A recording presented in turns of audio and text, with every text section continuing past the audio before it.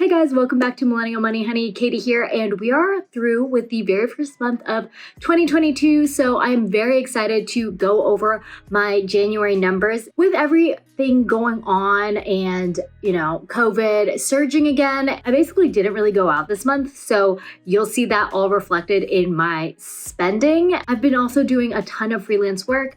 And because of that, my income is also extremely insane. If you saw my monthly money last month, you would have thought, wow, that's pretty crazy. I keep saying this month over month, but the most I've ever made, and truly it is. As some of you may know, I'm on my journey to financial independence and early retirement, or FIRE. My plan is to become work optional by the time I'm 35 with $1.5 million saved and invested. And if you too are on your journey to becoming work optional and want to follow along on mine for encouragement and inspiration, be sure to subscribe, like this video, and hit the notification bell so you know when all of my videos drop. Let's talk money, honey. Okay, so for those of you who are new here, new year, new start, I'll just say it again. I am very fortunate in that my current situation, I'm living at home with my parents. And so my housing and utilities and things like that, I just really don't have. Also, I'm working in big tech as a visual designer. So my salary is in the six-figure range, and I'm fortunate that I have a big freelance client right now and just making a lot of money. I am almost wrapped up with one client, so you will see that reflected starting in March. So for the next few months, it'll still be pretty wild. And that being said, let's dive into my income. My paycheck, I earned $8,885.71. It's so high because I started contributing to my 401k again, which means more of it is going towards my 401k, and that means I have less taxable income. So it appears really high right now, but it's actually just that my 401k started again since it's January, and I count my 401k money towards my paycheck because actually I can withdraw my 401k money earlier than actually at 65. So retirement, I'll be able to do a Roth conversion ladder. So I do count my 401k towards like my paycheck. And so you'll see that's why my paycheck number is going to be inflated until I stop contributing to my 401k. Then it'll come back down because it'll all go back to taxes. Yeah, I do a little bit of mix of pre and post tax. If you've been following me for a while, you know that. So that's why my paycheck looks really high this month. Resale, I made $72.72, $72.72. It's been my New Year's resolution to not thrift so much, or really, really, really be mindful of when I do go thrifting, not buying stuff just because I know the brand is worth a lot of money and maybe could resell. Previously I was buying Lululemon stuff just because, I'm like, oh, Lululemon resells, but it's just not something I would actually wear myself. So really what I want to be more mindful this year when I'm thrifting, that this is something I really actually love, and be much more conscientious of putting stuff away. And again, at the end of the year, which was a similar goal of mine last year, is to kind of break even in my resale and my thrifting, shopping, spending. So for everything I buy, I want to be able to resell the equivalent amount. For freelance, I made $18,720. As I was saying, I'm on a really big client right now. They're huge and they're paying me really decently. So I am making a lot of extra money doing design work outside of my 9-to-5. Unfortunately, though, I will be hit with a huge tax bill. So I actually need to go in and set that money aside, 30% for my freelance work. So at the end of the day, about 30% of that will come out. So what is that?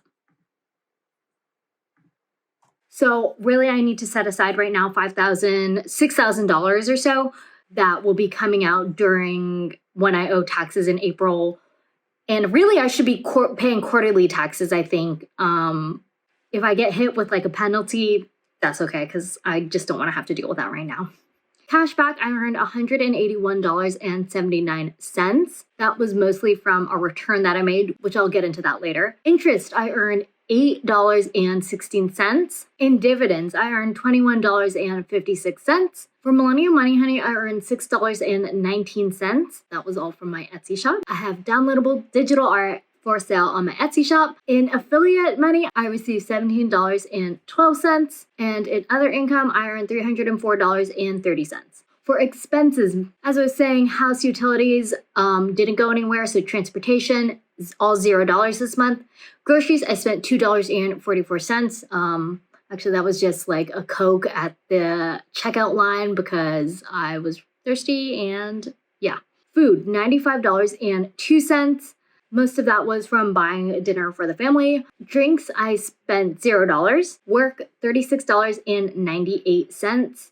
Recreation, $0. Travel, $92.46. I opened that Chase Sapphire, not reserve, preferred card, and I have a bunch of points from that, and I have yet to use like any of that $100,000 point bonus. I just completely forget about it because that's my first like travel points reward card. So I ended up spending money on a flight to Austin, Texas for my friend's bachelorette party.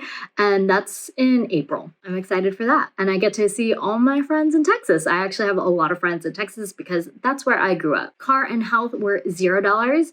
Shopping, $195.68. I'm doing a spent with intent challenge for 2022. And that just means that each month I'm deciding on one purchase up to $300 that is something I've really been thinking about, but just haven't been able to pull the trigger because it's what I deem as really expensive. But I mean, I'm earning the most I've ever had, and I still feel such guilt when I spend that it's not really healthy. And so because of this, I'm really trying to be mindful and intentional and look at the purchases as what brings joy and what brings happiness. But if you guys also notice that cash back, I had $181. So actually those kind of negate each other because $130 I spent on this gorgeous rust color, chunky knit weighted blanket, and it just wasn't for me. And so I ended up returning it. But instead of returning it, they actually had me just throw it away. I'm sorry, they said dispose of it. So I just took a picture of it in the trash can and was like, look, I threw it away. Can I have my money back? And they were like, sure.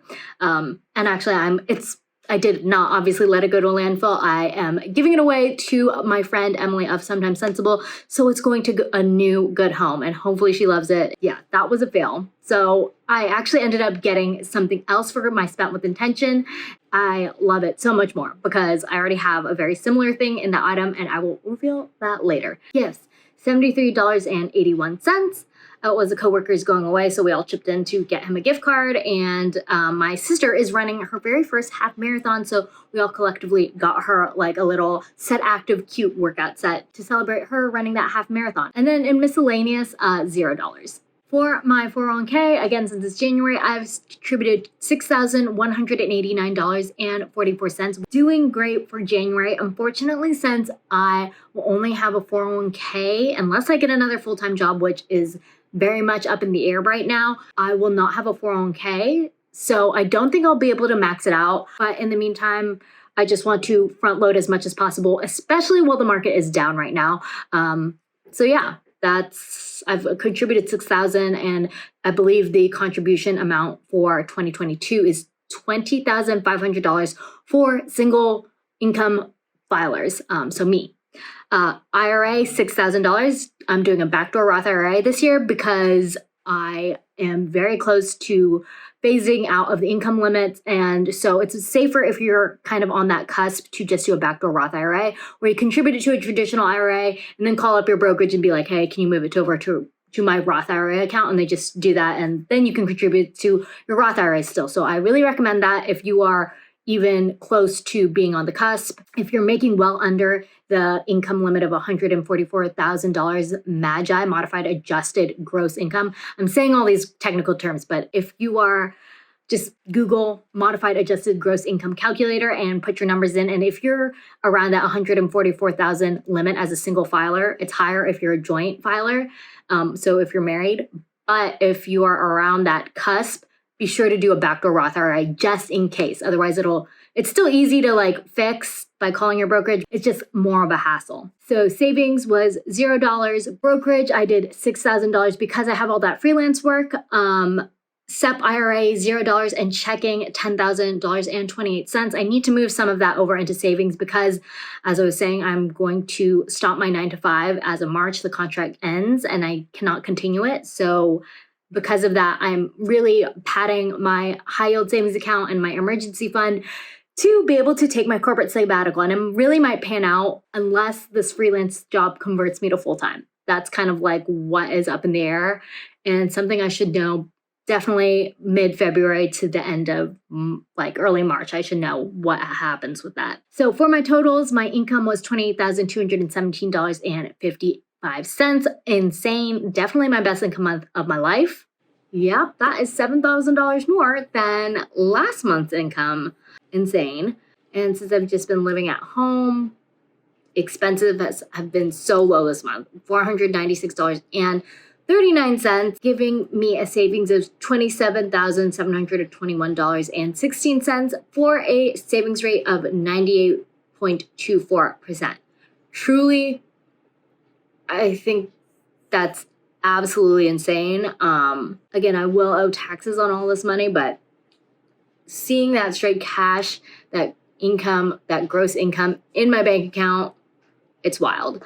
So for my highs and lows of the month, my smallest expense was the Target Coke that I got for groceries, so $2.44. And my biggest expense was the weighted knit blanket for $133 that I actually ended up returning. So that was kind of a bust. So my real spent with intent for January was this Equipment, which is a French brand, I believe, that is known for their silk tops. So I got their classic silk cream top for $29.82 on Mercari. I was able to use some credits that I had from there and put it towards that. So yeah, it came down to $30. So that is my spent with intent. I already had that top in like a rust burnt orange color.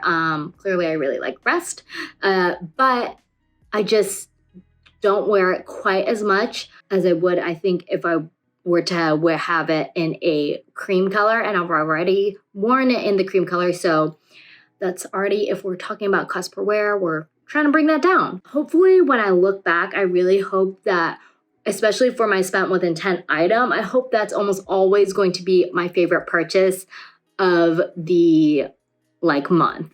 And if it's not, that's also something just to kind of be conscientious of. It needs to be like top 5 purchases, just so I know that I'm tracking towards buying intentionally and not feeling guilty about spending money. So that is it for January 2022. If you like this video, be sure to subscribe to Millennial Money Honey, hit the notification bell so you know when my next video drops, and let's retire early together.